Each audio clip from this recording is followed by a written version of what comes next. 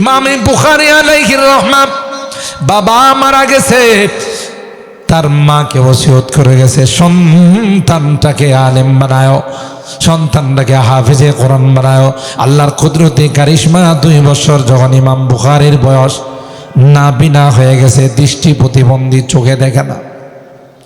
ইমামে বুখারীর মা বিভিন্ন ডাক্তারদের কাছে গেলেন, সন্তানটার বাবা নাই, চোখ গেছে তার অন্ধ হয়ে, দৃষ্টি শক্তি নাই। বাবার ওসিয়ত ছিল সন্তানটাকে আলেম বানানোর জন্যে, হাফেজ বানানোর জন্যে। কি করে আলেম আর হাফেজ হবে, তার তো দৃষ্টি শক্তি নাই। ডাক্তাররা কয়ে বুখারীর মা, না না, দুনিয়াতে এমন কোনো চিকিৎসা বের হয় নাই যে চিকিৎসার কারণে দৃষ্টি প্রতিবন্ধীকে দৃষ্টি দেওয়া যায়। বুখারীর মা নিরাশ হইয়া তাহাজ্জুদের নামাজ পড়ে আল্লাহর কাছে দোয়া করে, আল্লাহ বাবা নাই রে, এতিম সন্তানটা, বাবার ওসিয়ত ছিল তাকে আলেম বানানোর জন্যে, হাফেজ বানানোর জন্যে, কিন্তু প্রতিবন্ধী হয়ে গেছে, দৃষ্টি শক্তি নাই, কি করে লেখাপড়া করবে? তাই আল্লাহর কাছে মা হাত তুলে দোয়া করে, আল্লাহ আমার সন্তানটার দৃষ্টি শক্তিটা ফিরিয়ে দাও। কিতাবের মধ্যে আসে ইমামে বুখারীর মা তাহাজ্জুদের নামাজ পড়ে দোয়া করে ঘুমাইছেন। স্বপ্ন যুগে ইব্রাহিম খলিলুল্লাহকে তিনি স্বপ্ন দেখেন। ইব্রাহিম খলিলুল্লাহ বুখারীর মাকে ডাক দেয়া কয়, ইন্নাল্লাহা রাদ্দা আলা ইবনিকি বাসারা। সুবহানাল্লাহ বলে, এ বুখারীর মা, তোমার দুয়ার বরকতে আল্লাহ তোমার সন্তানের দৃষ্টি শক্তি ফিরাই দিয়েছে। কার দোয়া? বলেন বলেন, এই যুবক বলো, কার দোয়া? জুরাইজের ঘটনা বুখারী শরীফে আসছে। জুরাইজ একজন আল্লাহর ওলি ছিলেন। জুরাইজ একটা মুহূর্ত ইবাদত ছাড়া কাটায় না। আগে একদিন নামাজে দাঁড়াইছি, জুরাইজের মা এসে ডাকতেছে, ইয়া জুরাইজ। জুরাইজ বলেন, আল্লাহুম্মা উম্মি ওয়া সালাতি। এ মালিক, আমি নামাজ পড়তেছি, মা ডাকতেছে, কি করব? আমি কি নামাজ ছেড়ে দিয়ে মার ডাকের জবাব দেব, নাকি নামাজ কমপ্লিট করে মার ডাকের সাড়া দেব? বিপদে পড়ে গেছে। আর নারীদের কিন্তু পুরুষের তুলনায় ধৈর্য শক্তি কম না বেশি? কয় না? বাসায় গেলে ঝগড়া হবে, তাই কন্যা। নারীদের ধৈর্য শক্তি পুরুষের তুলনায় কম। জুরাইজের মার উচিত ছিল যে কেন জবাব দিচ্ছে না, মনে হয় বাথরুমে থাকতে পারে, অন্য কোনো সমস্যায় থাকতে পারে, কিন্তু এই নারী ধৈর্য শক্তি কম হওয়ার কারণে দেরি করতে পারে না। আল্লাহর কাছে হাত তুলে বদদোয়া করে ফেলছে, আল্লাহুম্মা লা তুমিতুহু হাত্তা তুরিয়াহু ওজুহাল মুমিসাত। এ মালিক, জুরাইজকে যতক্ষণ পর্যন্ত বেশ্যা নারীর চেহারা না দেখাইবা, ততক্ষণ পর্যন্ত জুরাইজের মৃত্যু দিও না। নাউজুবিল্লাহ বলেন। দোয়া কবুল না ফেরত।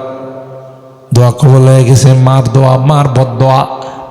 হযরত জুরাইজকে অনেক দিন পর্যন্ত একটা বেশ্যা নারী চেষ্টা করতেছিল চরিত্র হনন করার জন্য, পারে নাই। আরেকজন রাখালের সঙ্গে সম্পর্ক করে তার যখন বাচ্চা চলে আসছে, এলাকার মানুষ কয় বিবাহ হয় না, এই বাচ্চা আসলো কোত্থেকে? স্বাভাবিক কথা বলেন, ঠিক কিনা? মাঝে মধ্যে আমাদের দেশের নায়িকাদের বাচ্চা দেখা দেয়, সাংবাদিকরা জিজ্ঞাসা করে, আপা আপনার তো বিয়ে শাদী হয় নাই, বাচ্চা আসলো কোত্থেকে? তখন বলে, তোমার অমুক দুলাভাই নায়কের বাচ্চা। কথা কয় না? তাইলে স্বাভাবিকভাবেই মানুষজন জিজ্ঞাসা শুরু করলো, তোমার তো স্বামী নাই, বিবাহ হয় নাই, বাচ্চা পাইলা কোন জায়গা? এই নষ্টা চরিত্রহীনা ওই মহিলা ডাক দিয়ে বলে, এটা জুরাইজের বাচ্চা। নাউজুবিল্লাহ। জুরাইজের সাথে রাত্রে আমার মিলন হয়েছে। নাউজুবিল্লাহ বলে। এলাকার মানুষ কোনো রকমের তদন্ত না করে জুরাইজের গায়ে হাত লাগাইছে, তার ইবাদতখানা ভেঙ্গে চুরমার করে দিয়েছে। তিনি বলেন কি ব্যাপার? কই তোমার দ্বারা এই বাচ্চা দুনিয়াতে আসছে, তুমি জানা করছো, নাউজুবিল্লাহ বলেন, তুমি বেবিচারে লিপ্ত হইছো। হযরত জুরাইজ বলেন না না না, আমি কোনোদিন এই কাজে জড়াই নাই। কই যদি বাচ্চার মা বলে তাইলে কি বলবা, কি করবা? বাচ্চার মারে জিজ্ঞাসা করে ওই নষ্টা মহিলা বলে হ্যাঁ, তার দ্বারা এই বাচ্চা দুনিয়াতে আসছে। হযরত জুরাইজ বললেন না না, আমার বুঝে আসছে, আমার মা বদদুয়া করেছিল যেন বেশ্যা নারীর চেহারা না দেখাইয়া আল্লাহ যেন আমাকে মৃত্যু না দে।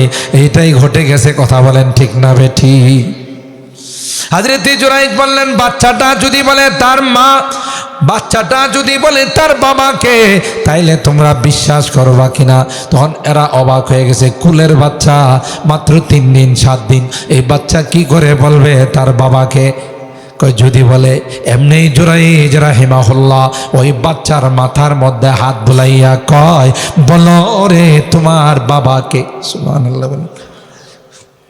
সাথে সাথে আল্লাহ পাক ওই বাচ্চার জুবান খুলে দিলেন। বাচ্চা ডাক দিয়া কয় না না, আপনি আমার বাবা নন, আমার বাবা হলেন অমুক রাখাল। সুবহানাল্লাহ। এখন এরা পায়ে ধরে হুজুর বেয়াদবি হয়ে গেছে, মাফ করে দেন, আমরা বুঝতে পারি না। কই না, তোমাদের দোষ নাই, কারণ আমার মার বদদুয়া লেগে গেছে। সুবহানাল্লাহ কইবেন না, মার বদদুয়া। সুতরাং মা বাবা এত বড় সেন্সিটিভ বিষয় যে কোনোভাবেই তাদেরকে কষ্ট দেওয়া যাবে না। তোমার হাজারো কষ্ট হলে এটা হজম করতে হবে, মা বাবা যেন কষ্ট না পায় সেদিকে সতর্ক থাকতে হবে। মোহতারাম হাজিরিন, পাশাপাশি আমরা যারা মা বাবা, আমাদের উপরেও সন্তানের কিছু হক আছে। আজকে আমরা তাদের থেকে 16 আনা হক নিতে চাই, আমরা কিন্তু তাদের হক ঠিক মতো আদায় করি না। 1 নম্বর হক হলো বাচ্চা কনসেপ্ট করার আগেই মা বাবা উভয়ের খাদ্যটা হালাল হতে হবে। হারাম খাবেন, কোনোদিন আল্লাহওয়ালা আপনার ঘরের থেকে বের হবে না। ইমাম বুখারী আলাইহির রহমার বাবার মন্তব্য হযরত জানেন, উলামায়ে কেরাম জানেন, তিনি মৃত্যুর আগে সাকরাত অবস্থায় বলে যাচ্ছেন ইন্নী লা আ'লামু ফি জামি'i মালি দিরহামাম মিন শুবহাতিন। আমার গোটা জিন্দেগির ইনকামের মধ্যে হারাম তো দূরের কথা, অবৈধ তো দূরের কথা, কোনো সন্দেহের টাকাও আমার পকেটে ঢুকাই না। আল্লাহু আকবার বলেন। সন্দেহের একটা পয়সাও ঢুকাই নাই। তাতে কি বোঝা গেল? সন্তান আলেম হওয়ার জন্যে, সন্তান আল্লাহওয়ালা হওয়ার জন্যে, সন্তান নেককার হওয়ার জন্যে মা বাবাকে হারাম বর্জন করতে হবে। কথা কয় না। 2 নাম্বার, মা পেটে বাচ্চা আসার পর থেকে টোটালি সতর্কতা অবলম্বন করতে হবে। কোনো রকমের বেপর্দা, কোনো রকমের গুনাহ যেন মার দ্বারা না হয়। কারণ যা মা করবে এটা বাচ্চার উপরে তার একটা প্রতিচ্ছবি, তার একটা আসর পড়বে। কথা কি ঠিক বললাম? যে মা সন্তান পেটে নিয়ে নামাজ পড়ে, কোরআন তিলাওয়াত করে, এই মার সন্তান দুনিয়াতে আসার সাথে সাথে মার সাথে গিয়ে যায় নামাজে দাঁড়ায়। আর যে মা সন্তান পেটে নিয়ে বেপর্দায় চলছে, সিনেমা দেখছে, নাটক দেখছে, বিভিন্ন রকমের খুন খারাপি দেখছে, এটা দুনিয়াতে আইসেই একটার সাথে আর একটা ডিসিম করে মারামারি শুরু করে। কথা কয় না, কারণ বোঝা গেল এটার একটা প্রভাব পড়ে। আসার পর 7 দিনের মাথায় আকিকা করা, সুন্দর একটা ইসলামী নাম রাখা, এটা মা বাবার দায়িত্ব। কথা কি ঠিক বললাম? আমরা কি নাম রাখি? বেবি ট্যাক্সি, স্ক্রু, নাট বললু। কথা কয় না। WXYZ এই জাতীয় নাম রাখি, যেগুলোর কোনো অস্তিত্ব নাই। নামের একটা প্রভাব তার শরীরের মধ্যে পড়ে। কথা বলেন ঠিক না বেঠিক? সুন্দর একটা নাম রাখা, যখনই কথা বলতে শিখে তখন তাকে আল্লাহ শব্দ শেখানো, ইসলামের কিছু কালিমা শেখানো, ইসলামের কিছু বাক্যগুলো শেখানো। আমরা কে শেখাই? ঠাটা। হ্যাঁ রে, কয় যে তুই আমার ঠাডা দে। কথা বলেন ঠিক কিনা? Good morning. আরে তোমার সন্তান, তাকে সালাম শেখাও, তাকে আল্লাহ শেখাও। তাকে বিদায় দিতে হলে বলো আল্লাহ হাফেজ, কোরআনের আয়াত। কথা বলেন ঠিক কিনা? এগুলো আমরা করি, আমরা করি না। সন্তানকে দিন শিখায় না, ইসলাম শিখায় না, যেই কারণে সন্তান বড় হয়ে আমার নাফরমান হয়ে যা, সন্তান বড় হয়ে দিন পালন করে না। এই জন্য সন্তানকে একতরফা দোষারোপ করলে চলবে না। মা বাবাও কোনো অংশে কম দায়ী নয়। কথা কি আমি বুঝাইতে পারলাম? কোরআনে সূরা আযাবের মধ্যে আল্লাহ বলেন, সন্তান যখন নাফরমান হয়ে দুনিয়া থেকে যাবে তখন আল্লাহর আদালতের মধ্যে মামলা দায়ের করবে, রব্বানা ইন্না আতানা সাদাতানা ওয়া কুবারানা ফাআদাল্লুনা সাবিলা। মা বাবার অনুসরণ করছি, মা বাবা যেভাবে বলছি সেভাবেই চলছি, কোনোদিন নামাজের কথা কয় নাই, কোনোদিন পর্দার কথা কয় নাই, কোনোদিন কোরআন শিখায় নাই। আল্লাহর কসম, এই সন্তান আপনার জন্যে আপনার বিরুদ্ধে আল্লাহর আদালতে মামলা টুকে দিবে। ঠিক কিনা বলেন? আমরা তো শুধু একতরফা। আজকে সংসারের মধ্যে দেখা যায় যে বৌমা আর শাশুড়ির মধ্যে মিল নাই। কেন নাই এটাও দেখতে হবে। শুধু একতরফা বৌমাকে দোষারোপ করলে চলবে না। আমাদের সমাজের সামাজিক অবস্থাটা, কালচারটা এমন হয়ে গেছে যে যারা শাশুড়ি হয় এরা বৌমারে শুধু চাকরানির মতো খাটাইতে চায়। আরে বাবা, তোমার মেয়েটাকে যেমন কলিজার টুকরার মতো তুমি মহব্বত করো, ভালোবাসো, আরেকজনের মেয়ে তোমার ঘরে আসছে, তাকেও যদি সেইভাবে আদর করো, এই বৌমা কোনোদিন তোমার সাথে বেয়াদবি করবে না। কথাকে আমি ঠিক বলছি? তো বলবেন যে এটা অন্য রকমের আলোচনা না। আসল গোড়াতে হাত দিতে হবে। আপনার মেয়েটা 16 আনা ভালো থাকুক, আপনার মেয়েটা সুন্দরভাবে থাকুক, শ্বশুর বাড়িতে কেউ তাকে কিছু না বলুক, এটা আপনি চান। আরেকজনের মেয়েটা আপনার ঘরে বৌমা হয়ে আসছে, তার প্রতি আপনি খেয়াল করবেন না, তাকে শুধু কাজই করাবেন, তাকে শুধু কষ্টই দিবেন, তাকে একটু আদর স্নেহ মায়া মমতা সোহাগ দিবেন না, তো মিল হবে কেমন করে? অমিলিত থাকবে। এই জন্যে এই সকল বিষয়গুলো আমাদেরকে খেয়াল করতে হবে মোহতারাম হাজিরিন। সেই জন্যে মা বাবার হকের বিষয় যখন আসে, আগে মা বাবাকে সন্তানের হক যদি আদায় করে, তখন সন্তান অবশ্যই অবশ্যই মা বাবার হক আদায় করবেন। কততে আজান? মোহতারাম হাজিরিন, সময় বেশি নয়, আর 8 মিনিট আছে, আপনাদের ওযু বানাইতে হবে। সেই জন্য আমার এই টপিকটার উপরে আল্লাহর হাবিব বলেন, হযরতে মুআয ইবনে জাবাল বলেন, আওসানি খালিলি বিআশারি কালিমাত। আমার রাসূল আমাকে 10টি নসিহত করেছেন, সবগুলো বলার সময় নাই। 1 নম্বর হলো লা তুশরিক বিল্লাহ, কোনোদিন আল্লাহর সঙ্গে শরীক করবা না, কাউকে কোনো অবস্থায় শরীক করবা না, না আল্লাহর জাতে না আল্লাহর সিফাতে। ওয়া ইন কুতিলতা আও হুররিকতা, তোমাকে যদি জ্বালিয়ে দেওয়া হয়, তোমাকে যদি হত্যাও করা হয়, তবু জান দিয়ে দো শিরিকে লিপ্ত। 2 নম্বর হলো ওয়ালা, এই যে দেখেন একসাথে আসছে, ওয়ালা তাউক্কান্না ওয়ালিদাইকা, মা বাবার নাফরমানি করবা না। যদি তোমাকে তোমার মা বাবা ঘর থেকে বের করে দেয়, ওয়া ইন আমারাকা আন তাখরুজা মিন আহলিকা ওয়া মালিক, যে তুমি ঘর থেকে বের হয়ে যাও, পরিবার থেকে বের হয়ে যাও, তারপরেও মা বাবার সঙ্গে নাফরমানি করা যাবে না, মা বাবার কথা মতো চলতে হবে।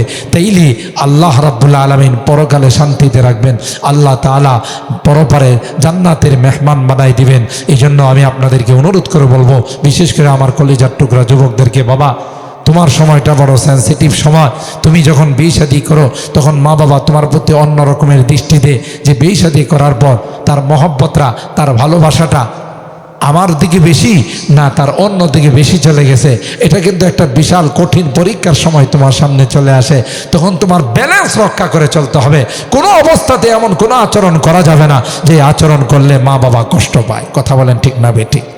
আল্লাহ পাক রব্বুল আলামিন আমরা যে আলোচনাগুলো শুনলাম এর উপর আমাদের আমল করার তৌফিক দান করুন। আমাদের যাদের মা বাবা বেঁচে আছেন আল্লাহ তাদের হায়াতের মধ্যে বরকত দান করুন, আর যারা চলে গেছেন তাদেরকে যেন আল্লাহ তাআলা রহমতের কুলে নিয়ে, যেরকম আল্লাহ আমাদেরকে দোয়া শিখাইছেন যে ওয়াকুর রব্বির হামহুমা কামা রব্বায়ানি সগীরা, কোরআনে যে সকল দোয়া আল্লাহ বান্দাদেরকে শিখাইছেন এই দোয়াগুলো আল্লাহ কবুল করার জন্য শিখাইছেন। তাইলে আমরা যেন তাদের জন্য এইভাবে দোয়া করতে পারি, তাদের যেন তাদের ক্ষমার মাগফিরাতের জন্য আল্লাহর কাছে যেন আমরা ক্ষমা চাইতে পারি। আল্লাহ পাক রব্বুল আলামিন আমাদের সকলকে তৌফিক দান করুন। সকলে বলুন আমিন। ওয়া আখিরু দাওয়ানা আনিল হামদুলিল্লাহি রাব্বিল আলামিন। আসসালামু আলাইকুম ওয়া রাহমাতুল্লাহি ওয়া বারাকাতুহু।